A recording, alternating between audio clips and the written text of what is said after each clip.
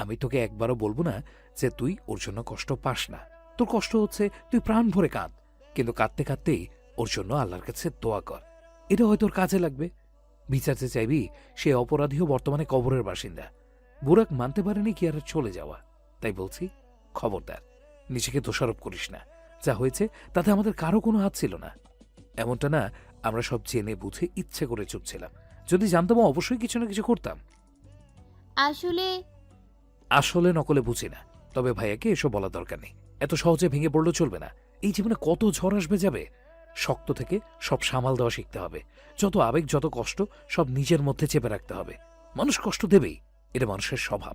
তবে নিজের দুর্বলতা কাউকে দেখানো যাবে না। মানুষকে যত দুর্বলতা বোঝাবি, মানুষ ততই মজা লুটবে। আমি চাই আমার সহধর্মিণী আমার মতো শক্ত হোক, যাতে কেউ আঙুল তোলার আগেও হাজারবার ভাবে। তাহলে এখন কি করব? মন খারাপ করে কান্নাকাটি করা যাবে না। যারা দুর্বল, নিজেদের প্রতি কোনো বিশ্বাস নেই, তারা সহজে কান্নাকাটি করে, অল্পতে ভেঙে পড়ে। শীতল খুব মন দিয়ে কথাগুলো শুনলো, ভাবলো। তারপর নিজেকে সামলে সময় নিয়ে খাবারটুকু শেষ করলো। কথাগুলো কাজে দিয়েছে দেখে শুদ্ধ হাঁফ ছেড়ে বাঁচলো। বাপরে, এতক্ষণ কাঁদতে দেখে বুকের ভেতরটা কেমন করছিল। তার সেখান থেকে বেরিয়ে দুজন ইচ্ছে মতো ঘুরলো। শ্মশান ঘাটের পাশ দিয়ে যাওয়ার সময় না চাইতেও হেসে ফেললো। মনে পড়লো বিপদের চৌরাস্তার ঘটনা।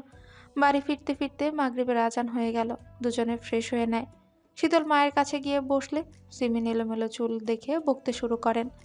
তাকে বকতে দেখে সীতারা ওনাকে সন্ধ্যার নাস্তা রেডি করতে বলে তেল এনে শীতলকে চুলে তেল লাগান। একটু পরে শুদ্ধ এসে বসে। শীতলের লম্বা চুলে দুটো বেনুনি দেখে বলল, আর কত পুতুল বানিয়ে রাখবে? এখন বাড়ির বউ হয়েছে, মেরে ধরে কাজ শেখাতে হবে। ছেলের কথা শুনে সীতারা ফিক করে হেসে ফেলে, বলেন, কেন, ভয় হচ্ছে নাকি? কিসের ভয়? নতুন করে যদি আবার বিয়ের প্রস্তাব আসে, সেই ভয়? কথাটা বলে সীতারা পুনরায় বললেন, আমি চাই না ও বড় হোক। সে ছোট্ট শীতল হয়ে চোখের সামনে থাকুক। দুপাশে দুটো বিনুনি করে সারা বাড়ি দৌড়ে বেড়াক। খিলখিল করা হাসিতে চৌধুরী বাড়ি মাতিয়ে রাখুক। সবাই বড় হয়ে গেলে কেউ দুষ্টুমি করবে না। বাচ্চারা দুষ্টুমি না করলেই, ভুল না করলে আমরা বকবো কাকে? কি নিয়ে সময় অসময়ে হাসাহাসি করব বল দেখি? নিজের কথা শেষ করে সীতারা স্বর্ণকে ডেকে তার চুলও বেঁধে দেন। শায়ন তখনও ফুচকা নিয়ে বাড়ি ফিরল। শার্টের বোতাম খুলে আরাম করে বসলো, হাঁক ছেড়ে পানি চাইলো। তারপর শীতলের দিকে তাকিয়ে বলল, কি রে বনু, চোখ মুখ শুকনো লাগছে কেন? শরীর খারাপ নাকি? কে কি বলেছে? চুলে তেল দিলাম তাই। ও, ফুচকা এনেছি, খেয়ে দেখ কেমন। ভালো না হলে ওই শালাকে উধম গেলাবো। আগেই বলেছি, ভালো হলে যেন তাই। শীতল হাসলো না, জবাবে কিছু বললও না। ড্রয়িং রুমে তখন চারজনই আছে। শীতল রান্নাঘরে মা চাচির দিকে একবার তাকিয়ে দৃষ্টি ফেরালো সায়নের দিকে। স্বর্ণ পানি এনে সায়নের হাতে ধরিয়ে পাশে বসলো। তখন শীতল বলল, ভাইয়া, তুমি আমার ভাই কম দুলাভাই বেশি, নাকি দুলাভাই কম ভাই বেশি? দুলাভাই কম, ভাই বেশি। ওহ, তাহলে বড় ভাই হয়ে একটা দায়িত্ব পালন করো। আমাকে একটা জায়গায় নিয়ে চলো, তবে যাওয়ার কথাটা একজনকে বলা যাবে না। শীতলের কথা শুনে সায়ন পাশে বসা শুদ্ধের দিকে তাকালো। তারপর সেও ফিসফিস করে বলল, আচ্ছা, শুদ্ধকে বলবো না, কিন্তু কোথায় যাবি রে? শীতল থমথমে মুখে জবাব দিল, স্বর্ণ আপুর জন্য পাত্র দেখতে। তুমি বিয়ে করে ট্রিট দাওনি, তাই তুমি বয়কট।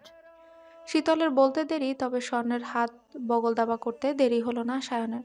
ছটফটে সুরে বলল, কিডনি হারালে কিডনি পাওয়া যাবে, কিন্তু বউ হারালে বউ পাওয়া যাবে না।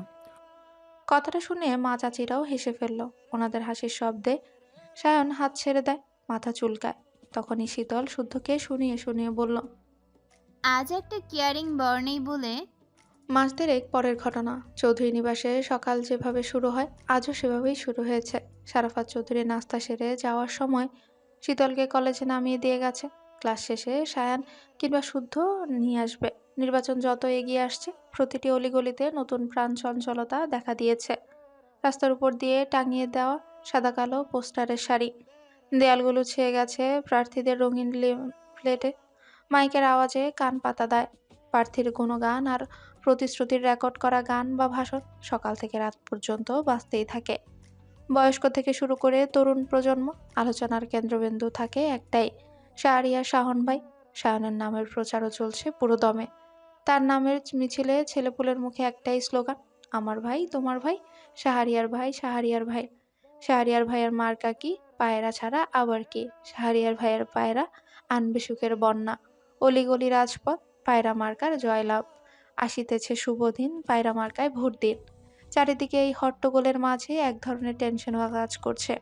বিরোধী দলগুলো বিক্ষিপ্ত সংঘর্ষে মানুষের আতঙ্ক সৃষ্টি করছে। প্রশাসন তখন শক্ত হাতে সব সামাল দিচ্ছে। কখনো কখনো দুপক্ষের সংঘর্ষে পুলিশ আহত হওয়ার ঘটনা ঘটছে। এই জন্যই বাড়ির কাউকে অকারণে বের হতে দিচ্ছে না শুদ্ধ সায়ন। গতকাল রাতে পার্টি অফিসে ছিল শুদ্ধ। মিছিল সমাবেশে না গেলেও তাকে পার্টি অফিসে দেখা যাচ্ছে। সায়নও ছোট ভাইয়ের সঙ্গে নানান ব্যাপারে আলোচনা করে গুটি গুটি পায়ে এগিয়ে যাচ্ছে লক্ষ্যের দিকে। সব ঠিকঠাক থাকলে মেয়র পদে সায়নই জিতবে। শুদ্ধ সারা রাত জেগে পরদিন সকাল থেকে ল্যাবে ছিল। বেশ কয়েক ঘন্টা কাজ করে বাড়ি ফিরে দেখে শীতল এখনো ফিরেনি। সায়ন জানিয়েছে সময় মতো সে আনবে শীতলকে। বারবার কল করে বাড়ি ফেরার তাড়াও দিল। তারপর ফ্রেশ হয়ে খেয়ে শুতেই চোখ জোড়া বুজে এলো ঘুমে। কতটুকু ঘুমিয়েছে জানা নেই, তবে আচমকা শরীরে ঝাঁকুনি খেয়ে চোখ খুলে তাকায় শুদ্ধ। সিতারা বেগম হাউমাউ করে কাঁদছে, থরথর করে কাঁপছে ওনার শরীর। হঠাৎ ঝাঁকুনি খেয়ে ঘুম ভাঙায় কিছু বুঝলো না শুদ্ধ, তবে সিরিয়াস কিছু আন্দাজ করে উঠে বসতেই সিতারা বললেন দ্রুত তার ফোন দেখতে। শুদ্ধ ফোনটা সাইলেন্ট করে চার্জে দিয়ে ঘুমিয়েছিল। মায়ের কথায় ফোন চেক করে দেখে অসংখ্য ফোন কল। আজমের কল বেশি দেখে কল ব্যাক করে। যা শুনে তাতে তার মাথায় যেন আকাশ ভেঙে পড়ল। অতঃপর কোনো দিক না তাকিয়ে এক দৌড়ে নিচে নামে। তারপর বাইক নিয়ে পৌঁছায় এক নির্জন জায়গায়। তখন মাগরিবের আজানের আগ মুহূর্ত। স্তম্ভিত আধার নেমেছে ধরনীর বুকে। সেই মুহূর্তে ভিড় করেছে অসংখ্য মানুষ, হইচই চারদিকে। সে ভিড় ঠেলে এগিয়ে যেতে দৃষ্টি আটকায় কলেজ ড্রেস পরা অল্প বয়সী এক মেয়ের দিকে। তাতে শুদ্ধের হৃৎপিণ্ড যেন থমকে গেল। দেখল কলেজ ড্রেস পরা শীতল বসে আছে মাটিতে, তার কোলে রক্তে ভেজা সায়নের মাথা। দুজনের পোশাক রক্তে রাঙা। পাশে বসে আজম ফুপিয়ে ফুপিয়ে কেঁদে ডাকছে অচেতন। পাশে বসে আজম ফুপিয়ে ফুপিয়ে কেঁদে ডাকছে অবচেতন সায়নকে। হতবম্ব শুদ্ধ এগিয়ে যেতেই শীতলও চোখ তুলে তাকালো। তাকে দেখে নিষ্পলক দৃষ্টিতে তাকিয়ে রইল। কথা বলার শক্তিটুকু হারিয়ে ফেলল। ভেতরের সবটুকু আক্রোশ আর হাহাকার মিশিয়ে কিছু শব্দ গোছালো। তারপর ভাঙা গলায় থেমে থেমে বলল, কোনো বোন কি চোখের সামনে ভাইয়ের নিথর দেহ দেখতে পারে? পারে না, আমিও পারিনি। ওরা আমার ভাইকে মারতে এসেছিল, আমি ওদের মেরে দিয়েছি। শীতলের কথাগুলো যখন শুদ্ধের কানে পৌঁছালো তখন শুদ্ধ বা খাড়া যে মেয়েটা পিঁপড়া মারতেও ভয় পেত, তার এমন দুঃসাহসিক কথায় ও কাজে শুদ্ধের চেনা জগৎটা মুহূর্তে যেন ওলটপালট হয়ে গেল। বেশ কিছুদিন ধরে পেট ব্যথায় ভুগছে শীতল। খুব একটা জটিল না বিধায় আপাতত চেপে আছে। তাছাড়া সারাদিনে কত হাবিজাবি জিনিস খায়, বেশিরভাগই তো বাইরের জিনিস, প্যাকেট চা, চিপস, চকলেট বা ফাস্টফুড। বারণ করলেও শোনা হয় না। এখন যদি পেট ব্যথার কথা কাউকে বলতে যায়, কপালে শনি আছে। তার মা জানলে 2-1 কিলো পড়তে পারে। বিয়ের পর অবশ্য মারেন না, তবে ইশারা করে হলেও শাসন করতে ছাড়ে না। কত কি যে শিখিয়ে দেয়। অন্যদিকে এসব খাওয়া নিয়ে শুদ্ধ সবার সামনে বকলেও নিজেই হরেক রকমের জিনিস এনে রুমে রাখে। এনে আরেক দফা ভাষণ শুরু করে। সেও মনোযোগী শ্রোতার ন্যায় বকাঝকা শুনতে শুনতেই খায়। খেতে খেতে বকা শুনতে অবশ্য ভালোই লাগে। সায়েন্টিস্ট বর বলে কথা, কম আয় রোজগার তো করে না। খেয়ে যদি টাকা না ফুরায় তবে চলবে কি করে? সত্যি বলতে টাকা পয়সা রাখারও জায়গা টাকা লাগে নাকি? আজকাল শুধু তেমন বাড়ি থাকে না বিদায় খুব একটা খেয়াল করে না। এই সুযোগে এসব খাওয়ার পরিমাণও বাড়িয়েছে। আর এজন্যই বোধহয় গ্যাস্ট্রিকের সমস্যাটাও বেড়েছে। গ্যাস্ট্রিক ভেবে ওষুধও খায়। ওষুধ খেলে ব্যথাটা ঠিক হয়ে যায়। ভেবেছিল শুধুকে একবার জানাবে, কিন্তু মানুষটা ভীষণ ব্যস্ত। ক্লান্ত দেহে বাড়ি ফিরলে এসব বলে ওর চিন্তা বাড়াতে ইচ্ছে করে না। কারণ শুদ্ধ নিজের কাজ সামলে আবার সুযোগ বুঝে ভাইয়ের কাজে লড়ে যাচ্ছে। এখন বাড়ির সবার একটাই প্রার্থনা, দু ভাইয়ের কষ্ট যাতে সফল হয়, জয়ী হয়ে ফিরে আসুক তারা। নিজের শহরের মানুষের কল্যাণে সততার সাথে কাজ করুক। সেও খুব করে চায় পায়রা মার্কা জিতে যাক, কারণ পায়রা জিনিসটাই হচ্ছে তাদের কাছে স্পেশাল কিছু। সুধের ল্যাবের ওই পায়রার কথা এখনো মনে গেঁথে আছে তার। মাঝে মধ্যে গিয়ে নেড়ে চেড়ে আসে। নির্বাচনের দিন ঘনিয়ে আসার আগে একদিন খাবার টেবিলে সায়নকে জিজ্ঞাসা করেছিল, ভাইয়া কোন প্রতীকে দাঁড়াবে তুমি? সায়ন সেদিন দাঁত বের করে হেসে বলেছিল, ইচ্ছে তো ছিল গাজার মার্কা নেব, কিন্তু আমজনতা মানবে না। এক কাজ কর, প্রতীক তোরা সবাই মিলেই ঠিক কর। উল্টে ভাই বোনদের ঘাড়ে চাপিয়েছিল প্রতীক ঠিক করার দায়িত্ব। পরে সবাই মিলে আলোচনা করে সাদা পায়রা ঠিক করেছে। এর কারণ সাদা পায়রা শান্তি, পবিত্রতা, মুক্তি, ভালোবাসা ও বিশ্বস্ততার প্রতীক। তাদের অধীর বিশ্বাস তার ভাইয়ের পায়রা জয়ী হয়ে মুক্ত মনে আকাশে উঠবে, সকলকে দেখিয়ে দিবে সাদা পায়রার জোর। এ নিয়ে নিজেরা নিজেরা স্লোগান বানিয়েছে, আজমের কাছে পাঠায়। আজম সেগুলো নিয়ে দলের ছেলেপুলেদের মুখস্থ করিয়ে মিছিলে নামা। গতকালও সে নতুন একটা লিখে পাঠিয়েছে, সেটা হলো, পায়রা ডাককে বাকুম বাকুম, শান্তি আসবে হাজার রকম। উড়ছে পায়রা দিচ্ছে ডাক, আপদগুলো সব চুলোয় যাক। সাদা পায়রার দিলে ভোট, শান্তি পাবে দেশের লোক। ভোট দিবেন ভাই কোনখানে, পায়রা মার্কার মাঝখানে। সে এটা লিখলেও ছেলেপুলেরা সায়নকে একটু রাগাতে শেষের লাইনটা বদলে দেয়, চেঁচিয়ে বলে, এই ভোট দিবেন ভাই কোনখানে, শাহরিয়ার ভাইয়ের মাঝখানে। এটা শুনে সায়ন ওদের স্ট্যাম্প দিয়ে দৌড়ানি দিল। বেহায়াগুলো হেসে গড়াগড়ি খায়। তাদেরকে হাসতে দেখে সায়ন নিজেও হেসে ফেলে। ওদের সাথে বসে সিগারেট টানতে টানতে বলে, নির্বাচনের আগে গালি দিলাম না, তোলা রইল। এখন ভদ্র সাজতে হবে, নয়তো ভোট মিস হয়ে যাবে। তবে সময় করে সব শালাকে দোচন দেব, রেডি থাকিস। তাতেও কেউ ভয় পায় না, কারণ তারা এসব শুনে অভ্যস্ত। বরং সায়নের গালি না শুনলে তাদের কাছে ফাঁকা ফাঁকা লাগে। তবুও তারা তাদের শাহরিয়ার ভাইকে খুব ভালোবাসে, কারণ ওই যে গালি দিয়ে আবার কাছে টেনে নেয় যে। তবে আজকাল শুদ্ধের জন্য গালি টালি দেয় না। সায়েন্টিস্ট সাহেব পার্টি অফিসে সময় কাটান, উনি জেন্টলম্যান কিনা, গালাগাল পছন্দ করে না। তার কথা কেউ যদি অকারণে গালি দেয়, তাহলে আর কোনো দিকে তাকানোর দরকার নেই, আগে ধাম ধুম করে দিয়ে চোখ মুখ ফাটিয়ে দিবে। এমনভাবেই দিবে যেন দু ঘুষিতে মারের ওজন বুঝে। এত সহজে যদি রাগ ওঠানো যায়, তাহলে কি দরকার গালি টালি দিয়ে এনার্জি লস করার। আজ বৃহস্পতিবার, রোজকার মতো ব্যস্ত দিনে দিনটির সূচনা হয়েছে। নিত্যদিনের মতোই রুটিন মাফিক যে যার কাজ গুছিয়ে নিচ্ছে। শুদ্ধ সায়ন গতরাতে পার্টি অফিসেই ছিল। সারা রাত কি করেছে একমাত্র তারাই জানে। সকালবেলা শুদ্ধ বাড়িতে ফিরে শীতলকে ঘুমোতে দেখে জ্বালিয়ে খুব করে। তারপর শাওয়ার নিয়ে কোনো মতে নাস্তা সেরে গেছে ওর ল্যাবে। আর তাড়াহুড়ো দেখে শারাফাত চৌধুরী নিজেই শীতলকে কলেজে নামিয়ে দিয়ে কথা জানান। বাবা যাবে শুনে শুদ্ধ বারবার সাবধান করে গেছে। এরপর নাস্তার পর্ব সেরে শীতলকে কলেজে নামিয়ে শারাফাত চৌধুরী অফিস চলে গেলেন। উনিও বারবার বলে গেলেন কলেজ ছুটি হলে যেন বাইরে না আসে। চৌধুরী বাড়ি থেকে কেউ না কেউ এসে ফোন কল করা না পর্যন্ত গেট অবধি যাতে না আসে। শীতলও তাই করেছে, সব ক্লাস করেছে। টানা ক্লাস করে ভীষণ ক্ষুধা লেগেছে, তাই ক্যান্টিন থেকে কিছু কিনে এনে জারুল গাছের নিচে বসে। কলেজ ছুটির পর অনেকেই চলে যাচ্ছে, আবার অনেকে মাঠে বসেছে।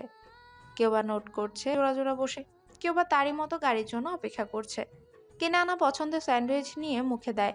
খেতে খুব একটা ভালো না, আবার মন্দও না, ক্ষুধা পেটে চালিয়ে নেওয়ার মতো। সে আরেক কামড় দিতে ফুরুত করে সেখানে চড়ে এলো। দেখে সে স্যান্ডউইচটা ভেঙে ছুঁড়ে দেয়। তারাও ভয়ে ভয়ে ঠুকরে ঠুকরে খেলো। খাওয়া শেষে আবার তাকালে সে আবার দেয়। তাদের কিছু খেতে দেখে একটা কাঠবিড়ালি তুত্তুর করে এসে আবারও গাছে উঠে গেল।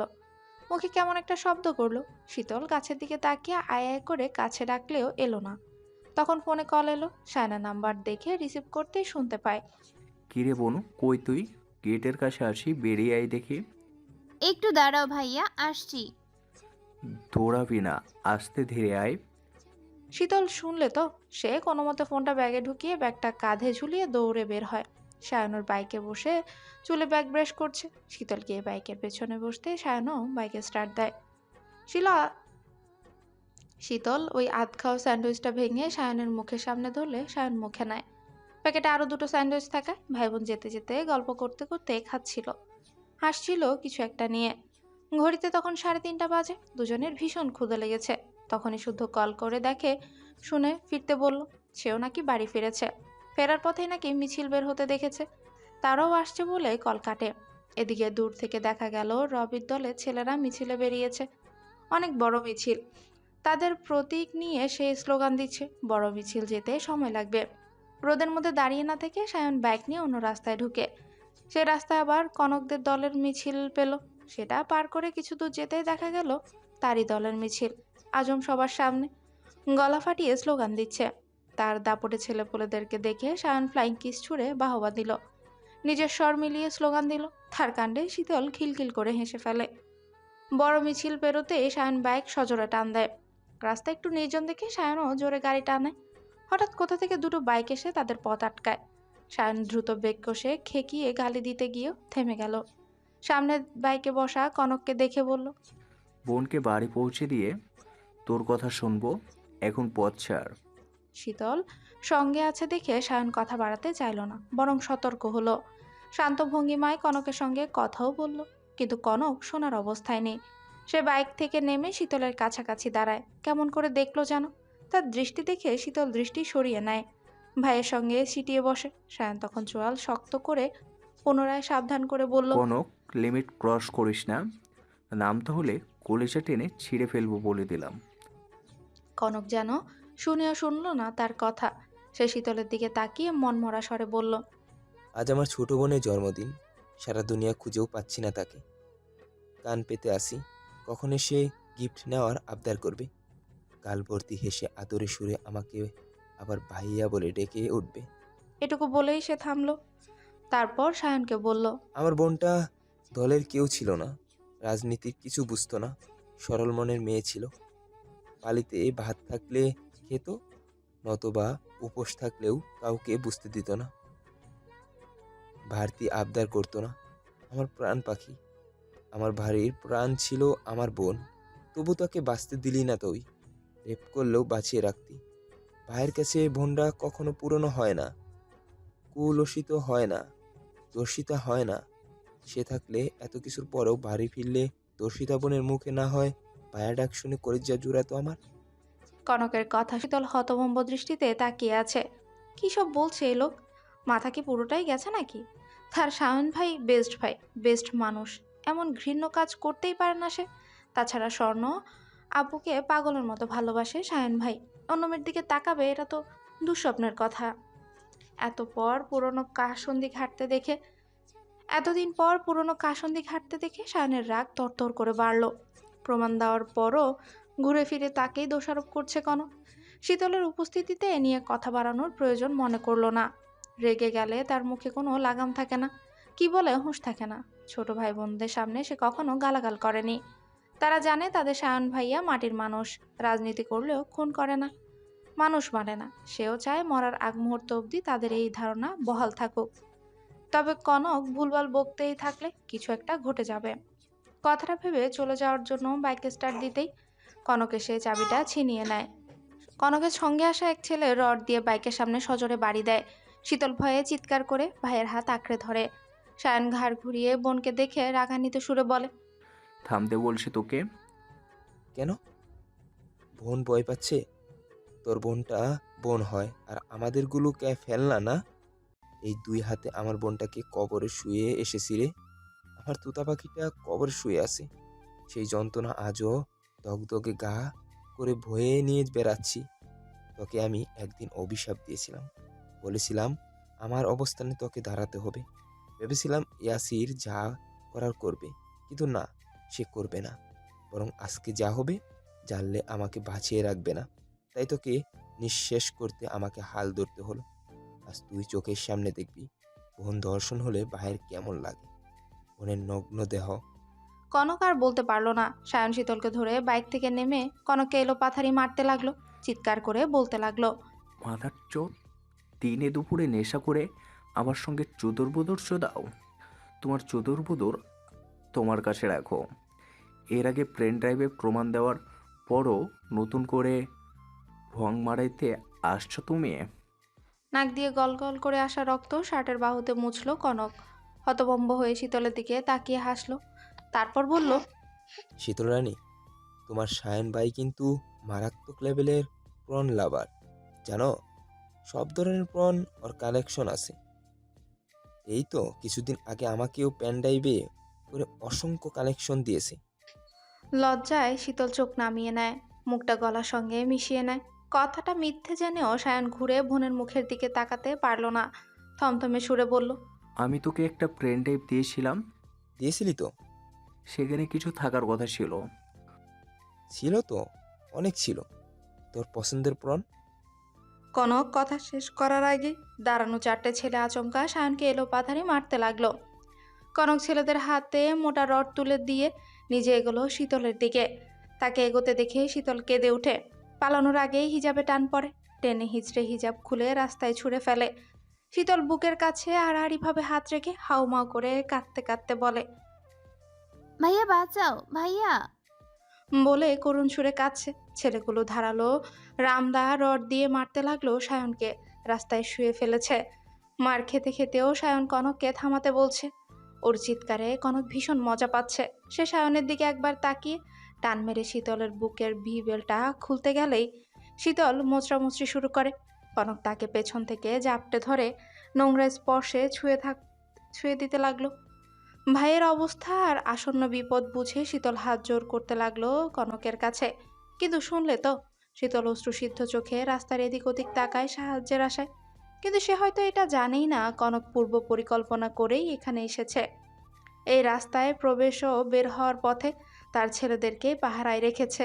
সাধারণ পথিকও 1 ঘন্টার মধ্যে এদিকে আসতে পারবে না। কনক তাকে পিছঢালা রাস্তায় আছড়ে ফেললে শীতল চিৎকার করে উঠতে গেলে তাকে কিক মারে কনক। কিকটা লাগে পেটে। শীতল পেট ধরে কুকিয়ে উঠল। বোনকে মেরেছে দেখে সায়ন সামনের ছেলেটাকে লাথি মেরে সরিয়ে আসার জন্য উঠে দাঁড়াতেই দুটো ছেলে গালি দিয়ে বাহুতে রামদার কোপ বসিয়ে দেয়। সায়নের পরনের শার্ট কেটে মাংস কেটে রক্তের ধারা বইতে শুরু করলো। তবুও সায়ন থামলো না। কনককে লাথি মেরে সরাতে গেলে ছেলেগুলো আবার কোপাতে লাগলো। গালি দিতে দিতে সায়নের বুকে লাথি বসিয়ে রাস্তায় ফেলে দেয়। কনক তার নিজের কার্যসিদ্ধি করতে উঠে পড়ে লেগেছে। কি ভেবেই যেন শীতলকে টেনে হিঁচড়ে পাশের জঙ্গলের দিকে নিয়ে গেল। শীতল চিৎকার করে কাঁদছে। বোনের আকুতি ও অসহায় কান্না সায়ন সহ্য করতে পারছে না। তাই নিজেও কাঁদতে কাঁদতে বলল, নক, আল্লাহর দোহাই লাগে থাম। আমার বোনটাকে ছেড়ে দে। তুই যা বলবি তাই হবে। আমি নির্বাচন থেকে সরে দাঁড়াবো, তবুও ছেড়ে দে আমার বোনকে। ওর কিছু হলে আমার শুদ্ধটা মরে যাবে। তোর পায়ে পড়ি, আল্লাহর দোহাই লাগে ছাড়। প্লিজ আমাকে জানে মেরে দে, তবুও আমার শীতলের ক্ষতি করিস না। শীতল ও সায়নের চিৎকার করা কান্নায় আশপাশটাও ভারী হয়ে উঠে। গুমর ধরে থমকে গেল আকাশ বাতাস। কিন্তু তাদের আকুতি কারো মন গলল না। কেউ শুনল না তাদের আর্তনাদ। কনক ততক্ষণে শীতলের ড্রেস ছিঁড়ে ফেলেছে। পুরুষালী শক্ত হাতের থাপ্পড়ে ফর্সা গালে দাগ বসে গেছে। সে বাধা দিলে কনক শীতলের গলার ভাঁজে কামড় দিয়ে ধরে, বলে, এই বেশ্যা, কি আছে তোর শরীরে? কিসের জন্য শুদ্ধ পাগল? কিসের জন্য ইয়াসির পাগল? কিসের লোভ দেখে পুরুষ নাচাস তুই? দেহের খুব জ্বলন না?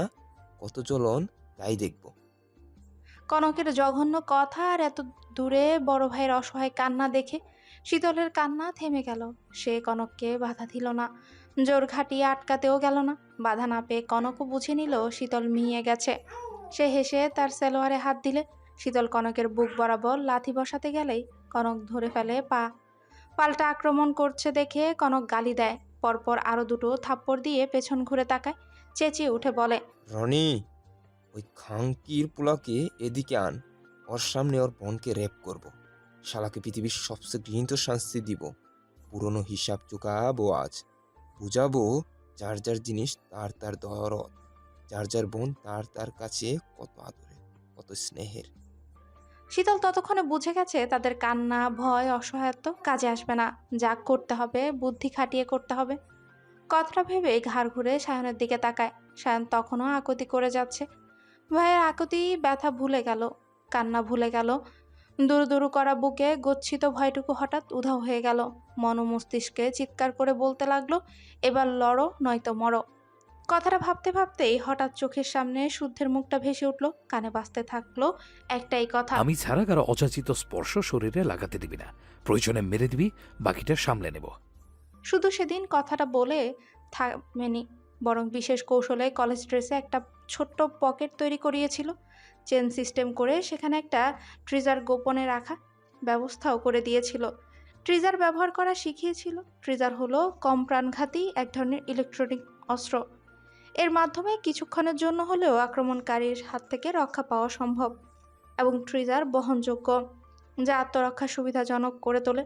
তবে এটা বাংলাদেশে ব্যবহার নিষিদ্ধ। বিপদে পড়ে এটার কথা বেমালুম ভুলে বসেছিল সে। সে আর ভাবলো না, কামিজের বিশেষ ভাঁজে থাকা টিজারটা কৌশলে খুঁজলো, তবে তার ভাগ্য বোধহয় সহায় নেই, তাই তো এত খুঁজেও পেল না। শীতল ততক্ষণে বুঝে গেছে তাদের কান্না, ভয়, অসহায়ত্ব কাজে আসবে না। যা করার বুদ্ধি খাটিয়ে করতে হবে। কি করবে, কিভাবে বাঁচাবে ভাইকে? কথাটা ভেবে ঘাড় ঘুরিয়ে সায়নের দিকে তাকায়। সায়ন ভাঙা গলায় আর্তনাদ করে যাচ্ছে। সে আর্তনাদ শুনে ছেলেগুলো খুব মজা পাচ্ছে, খুব হাসছে। হাসতে হাসতে যে যেভাবে পারছে হাতে থাকা রড আর হকি স্টিক দিয়ে ইচ্ছে মতো মারছে আর বৃষ্টি গালি দিচ্ছে। সায়ন একা পেরে উঠছে না, পারা সম্ভব না। একা কতক্ষণ টিকবে, কতক্ষণ সহ্য করবে? ভাইয়ের নিস্তেজ হয়ে আসা গোঙানিতে শীতল কান্না ভুলে গেল। কৌশলে কামিজের ভাঁজে টিজারটা খুঁজতে লাগলো, কিন্তু ভাগ্যও যেন আজ নিষ্ঠুর হয়ে মেতেছে। এত খুঁজেও টিজারটা পেল না। ঘাড় বাঁকিয়ে চারদিক তাকালো, কিন্তু কোথাও নেই। শেষ আশাটুকু শেষ হয়ে গেল। তখন সায়নকে মারতে থাকা ছেলেগুলোর একজন হঠাৎ চেঁচিয়ে উঠল, বলল।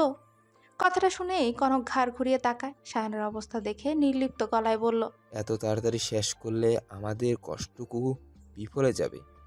ও ইচ্ছে পারফেক্ট ম্যান, ও হচ্ছে পারফেক্ট ম্যান। আর পারফেক্ট ম্যানের বিদায় যদি পারফেক্টভাবে না হয় তাহলে পাপ লাগবে। তবে যা নিয়ে এত ঝামেলা, সেই ঘটনা স্মরণীয় করব। ওকে ওর দরদি বোনের সামনে কুরবানি করব। তখনই ছেলেটা আবার বলল। কথাটা শুনে কনক শীতলের দিকে তাকালো। ঠোঁটের কোণে নোংরা হাসি এঁটে কিছু একটা ভেবে বলল, যা, ছেড়ে দিলাম। তোর ভাইয়ের মতো জানোয়ার হতে পারলাম না, তবে তোকেও শাস্তি পেতে হবে, কারণ তোর অপরাধ তুই সায়নের বোন। ভাইয়ের অপরাধের দায় তোকেও নিতে হবে, এমন দায় যা জীবনেও না বলিস। সেই দায় হলো নিজের চোখে ভাইকে কুরবানি হওয়া দেখবি। আমি ছুরি চালাবো আর তুই কালেমা পড়বি। চোখ ভরে দেখবি ভাইয়ের ছটফটানি, আর তোদের অসহায় মুহূর্ত দেখে আমি পরাণ জোড়াবো। আর এটা হবে আমার বোনের প্রতি হওয়া অন্যায়ের ফয়সলা। কথাটা বলে কনক সত্যি সত্যি শীতলের উপর থেকে সরে উঠে দাঁড়ায়। শীতলের চুলের মুঠি ধরে টানতে টানতে সায়নের কাছে নিয়ে গেল। এক ধাক্কা মেরে ফেললো পিচ ঢালা রাস্তার উপর। তবে শীতলের মাঝে কোনো প্রতিক্রিয়া দেখা গেল না। সায়নের রক্তাক্ত দেহের দিকে নির্লিপ্ত দৃষ্টিতে তাকিয়ে রইল। গাল বেয়ে অঝরে জল গড়িয়ে পড়ল। দুধাপ এগোতেই রাস্তার উপর ধপ করে বসে পড়ল। দেহে যেন প্রাণ নেই। কানে যা শুনলো তাতে শরীর অবশ্যই আসছে। তার কি ক্ষমতা আছে ভাইয়ের? তার অবস্থা দেখে মনে হচ্ছে যখন তখন জ্ঞান হারাবে। শরীরে আর কুলোচ্ছে না। কনক শীতলকে আরেকটা লাথি মেরে হাতে ছুরি তুলে দিল। ছুরির ধার পোড়ো করে আদেশের সুরে বলল, দেখ কিভাবে কুরবানি করতে হয়। খবরদার চোখ সরাবি না, হয়তো তোকেও আল্লাহর নামে কুরবানি করে ফেলবো। শীতল অসাড় শরীর নিয়ে রাস্তায় পড়ে রইল। কনক শীতলকে একবার দেখে ছেলেদেরকে ইশারা করতেই ছেলেগুলো শক্ত করে সায়নকে চেপে ধরে। কনকও সবচেয়ে ধারালো ছুরি এনে সায়নের মাথার কাছে বসে। সায়ন তখন অস্পষ্ট স্বরে কিছু বলতে চাইলে কনক হাসে। সায়নের এই দশা তার কলিজা ঠান্ডা করে দিচ্ছে। শান্তি পাচ্ছে সে, ভীষণ শান্তি। তবে মরার আগে শত্রুকে কিছু বলার সুযোগ দিলে মন্দ হয় না। কাকতি অসহায়ত্ব দৃষ্টি মন ভালো করার খোরাক হবে। কথাটা ভেবে সুযোগ দিলে সায়ন অস্পষ্ট সুরে শুধু এটুকুই বলে, আমার লাশ চাই করিস, আমার বোনটাকে অন্তত বাড়িতে পৌঁছে দিস। তোর মরা বোনের কসম দিলাম। এখনো বোনের সাফাই গাওয়া সহ্য হলো না কনকের। মুখের কথা শেষ না হতেই ধারালো ছুরি চালাতেই আচমকা তার দেহ উচ্চ ভোল্টেজের বৈদ্যুতিক শক লাগলো। শরীর কেঁপে ঝিমঝিম করে উঠল। হাত থেকে ছুরি পড়ে গেল।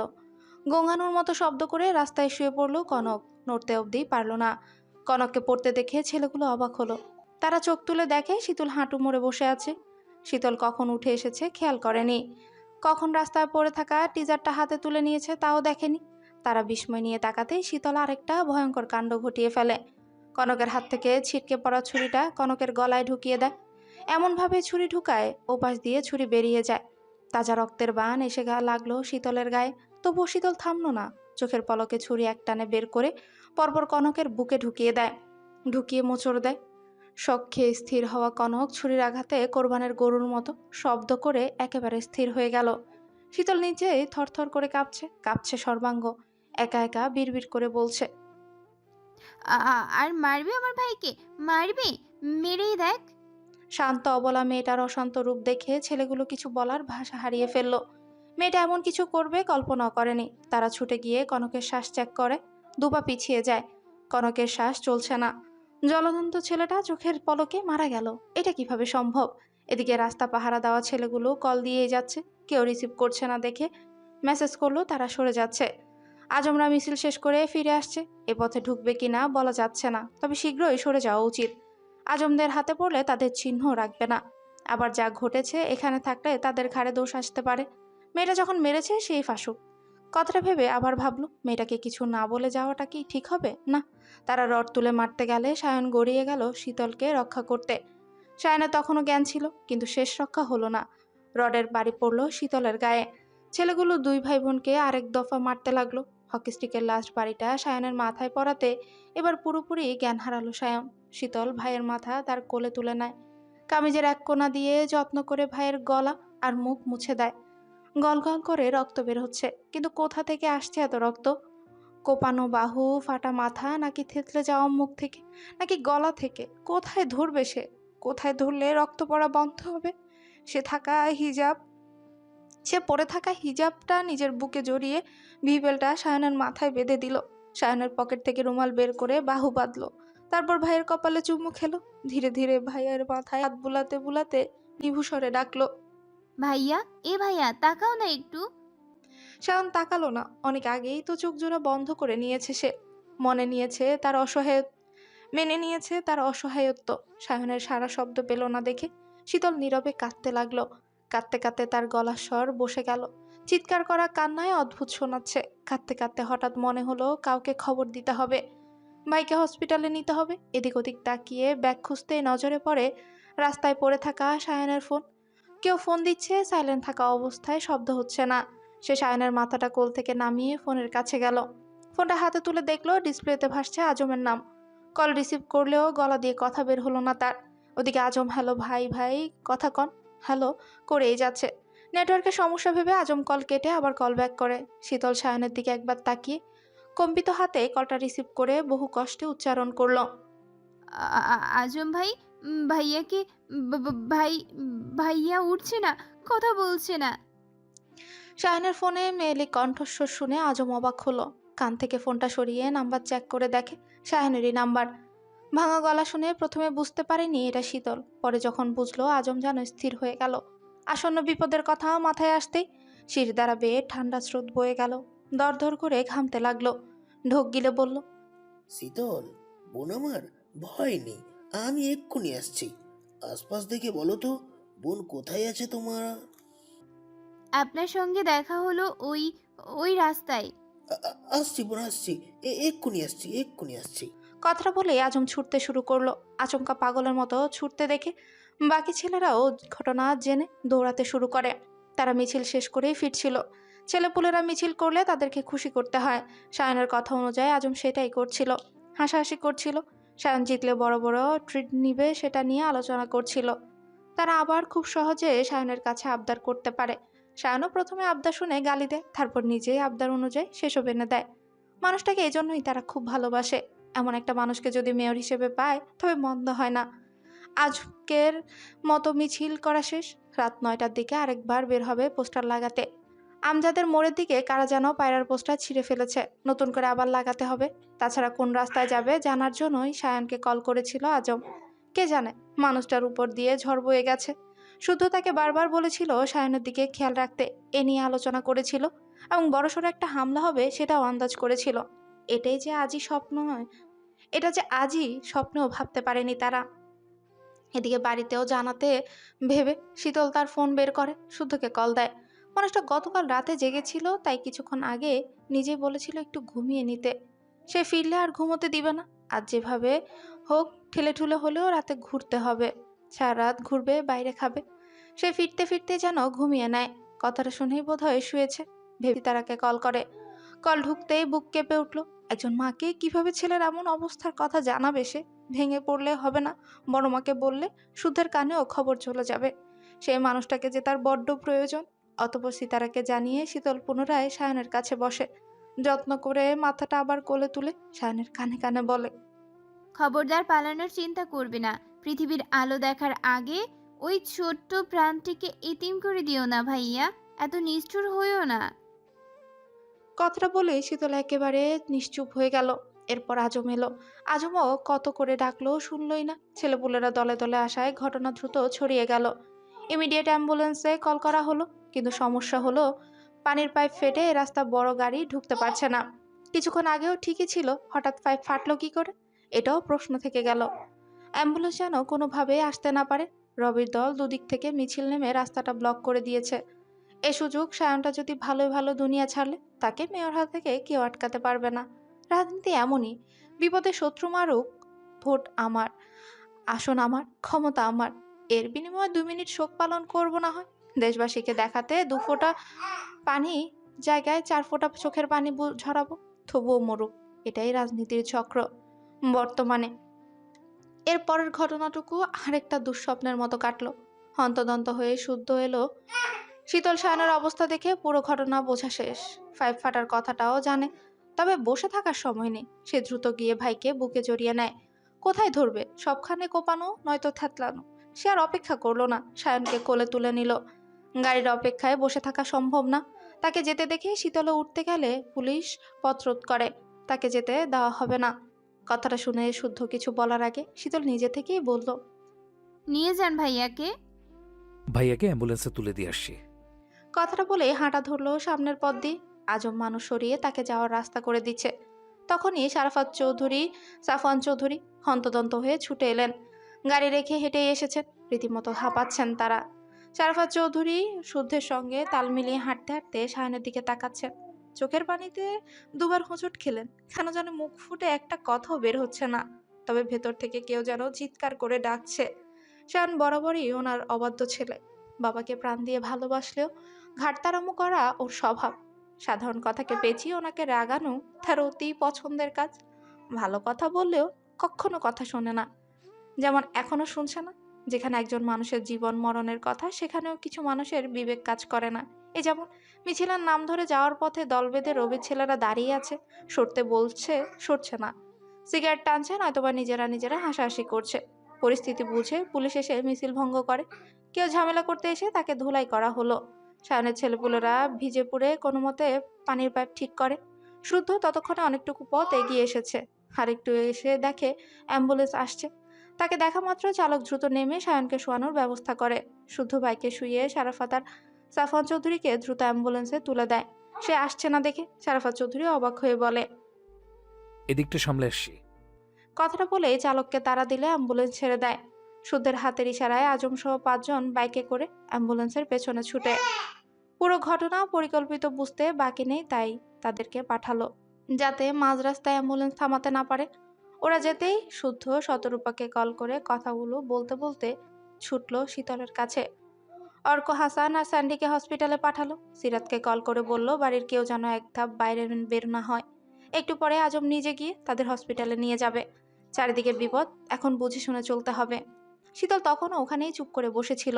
মিছিলের ছেলেপুলেরা চলে যাওয়ায় রাস্তা ফাঁকা। এই সুযোগ কনকের লাশও নিয়ে যাওয়া হয়। পুলিশ অনড় হয়ে বসে থাকা শীতলের দিকে নজর রাখছিল। কেন যেন মায়া হচ্ছে মেয়েটাকে দেখে। মায়া লাগার মূল কারণ, ভাইয়ের জন্য সে মানুষ মেরে ফেলেছে। রঙের দুনিয়ায় কত কাহিনীর সাক্ষী হতে হয়, কত ঘটনা চোখে দেখতে হয়। এদিকে সন্ধ্যা ঘনিয়ে এসেছে, অপরাধীকে নিয়ে যেতে হবে। পুলিশ শীতলকে হ্যান্ডকাপ পরাতে গেলে তখনই ছুটতে শুদ্ধ এসে শীতলকে বুকে আগলে নেয়। ওর মাথাটা বুকের সঙ্গে চেপে ধরতেই শীতলও আঁকড়ে ধরলো শুদ্ধকে। এই বুকটাই তো খুঁজছিল সে। শীতল স্থির, কাঁদছে না, কথাও বলছে না। তখন পুলিশ এগিয়ে এলো শুদ্ধর কাছে। শুদ্ধ বলল, আমি বলছি ও পালানোর চেষ্টা করবে না। হ্যান্ডকাফ লাগাবেন না প্লিজ, প্লিজ। আরেক পুলিশ ইশারায় পুলিশকে কথা বাড়ালো না। তাছাড়া অল্প বয়সে অপরাধীকে কোনোভাবে হ্যান্ডকাপ পরানোর নিয়ম নেই, বরং এটা আইনি বিরোধী কাজ। শীতলকেও এবার নিয়ে যেতে হবে। পুলিশটি তাড়া দিলে শুদ্ধ কান্নারত শীতলের মুখটা দুহাতের আজলায় ভরে নেয়।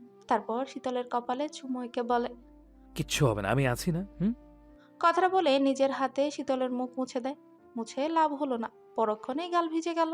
শুধু পুনরায় বুকে জড়িয়ে নেয়। শীতলের কানে কানে নিচু স্বরে বলে, আমি সশরীরে না থাকলেও কেউ না কেউ আমার হয়ে থাকবে, ভয় নেই। এটুকু বলে শীতলকে বুক থেকে সরিয়ে বলল, ওনাদের সঙ্গে যাও, একটু পরেই আমি আর ফুপি আসছি। ভাইয়া। ভাইয়ার কিচ্ছু হবে না ইনশাল্লাহ। কথাটা বলে শীতলকে বুঝালেও আসলেই কি তাই? এরপর শীতলকে দাঁড় করিয়ে যেতে ইশারা করে। শীতলও সম্মতিসূচক মাথা নাড়িয়ে এক ধাপ বাড়িয়ে দাঁড়িয়ে গেল। ঘুরে তাকালো শুদ্ধের দিকে। মানুষটাকে ছাড়া থাকতে ভীষণ কষ্ট হবে। তার প্রশস্ত বুকটা ছাড়া ঘুমানো কষ্ট হবে। চোখের সামনে ভেসে আসছে বোনের মুখ। সায়নার কথা শুনে তার অবস্থা কি হবে ভাবতেই কলিজা কেঁপে উঠছে। তবে শান্তির কথা হলো যে অমানুষ তার ভাইয়ের গলায় ছুরি ধরেছে, সেই মানুষটাকে সরিয়ে ফেলেছে। যদি না সরাতো জীবনের সবচেয়ে বড় আফসোস যা হয়েছে তা নিয়ে ভেবেও কাজ নেই। তবে সামনে যা হবে, ভয় পেলে বা কান্নাকাটি করলে তার সামনে দাঁড়ানো মানুষটা ভেঙে পড়বে। অথচ এই মানুষটার এখন অনেক দায়িত্ব, অনেক কাজ। তাকে এখন থাকতে হবে অবিচল। মনে মনে কথাটা ভেবে মিষ্টি হেসে সামনের পথে পা বাড়ালো। সে জানে না সামনে কি আছে, কি হবে, কি হতে পারে। তবে প্রতি ধাপে ধাপে দোয়া করে গেল যেন বোনের মুখের হাসিটুকু অক্ষত থাকে। সিতারার বুকের মানিক যেন হাসি মুখে ফিরতে পারে। তাদের ভাই বোনদের খুনসুটিতে চৌধুরী নিবাস যেন আবার চাঁদের হাট বসে। কথাটা ভাবতে ভাবতে সে পুলিশের গাড়িতে উঠে বসে। গাড়ি ছেড়ে দিলে শীতল ঝাপসা হতে হতে অনেক দূর চলে গেল। তৈরি হলো দূরত্ব। একটা সময় চোখের আড়াল হয়ে গেল। শুধু অনড় হয়ে দাঁড়িয়ে শূন্য দৃষ্টিতে সেদিকেই তাকিয়ে রইল। যাকে এতদিন বুক পাঁজরে আগলে রেখেছিল, যার গায়ে আঁচড় লাগার আগে নিজে ঢাল হয়ে দাঁড়াতো, আজ তাকেই চোখের সামনে পুলিশের গাড়িতে উঠতে দেখছে। যাকে চোখের আড়াল করে না, একা ছাড়ে না, বাড়ির কেউ কিছু বললে কথা শোনাতে ভুলে না, আজ তাকেই পুলিশের হাতে একা ছাড়তে হলো। আচ্ছা, তার কেমন লাগছে? বুকটা খুব বেশি পুড়ছে? কি জানি, কিছু হবে একটা।